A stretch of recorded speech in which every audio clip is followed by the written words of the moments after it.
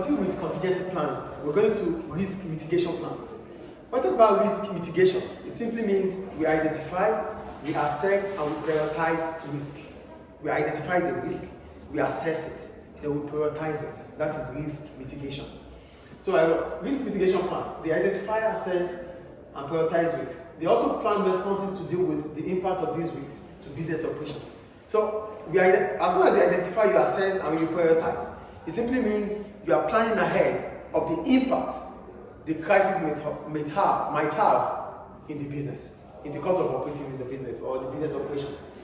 So risk mitigation reduces the impact of crisis. A business might carry out different mitigations, such as, so because it's about mitigation, we want to try as much as possible to stop that risk, to reduce the crisis, the damage the crisis might bring to the business. We want to try as much as possible to reduce the damage this crisis might bring when it happens. That is what risk mitigation is.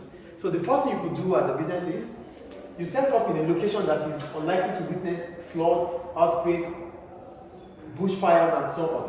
So you try to set up your business in a place that is unlikely to witness natural disaster. You know, natural disaster is a possible crisis.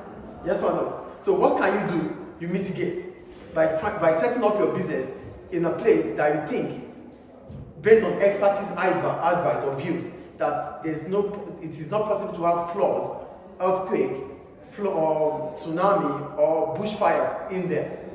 So you set up in a location that would not have any natural disaster. So that means you are trying to avoid natural disaster. The second, do you get it or not? The second one, ensuring that premises are constructed according to building codes of conduct.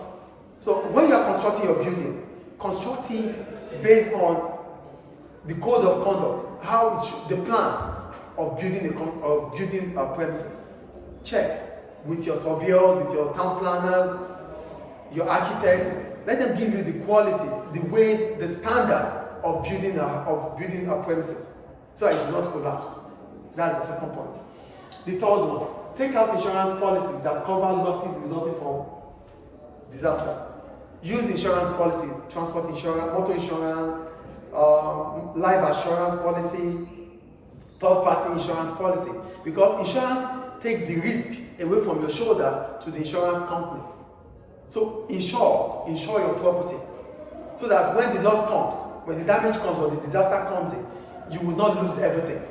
So you insure. That's another way to mitigate. Do you get the point there? And the last one, second to the last one, ensuring that there are adequate communication channels set up to deal with crisis. So make sure that there's a communication channel where you can get information. Oh, this is happening. What can we do? Make sure the line is open for communication, for information, for interaction, so that it can solve the crisis. And the last one, produce a business continuity plan to deal with the crisis. The problem will come, there's a crisis. As soon as you solve the crisis, as soon as the human damage is sorted, you don't end your business. You find a way to make the business come back to life. That is what a business continuity plan is about. So as soon as you are able to sort the damage caused to human, you are able to sort it. As soon as you are able to sort it, start thinking about continuity plan on how to continue your business. Is it clear? Thank you.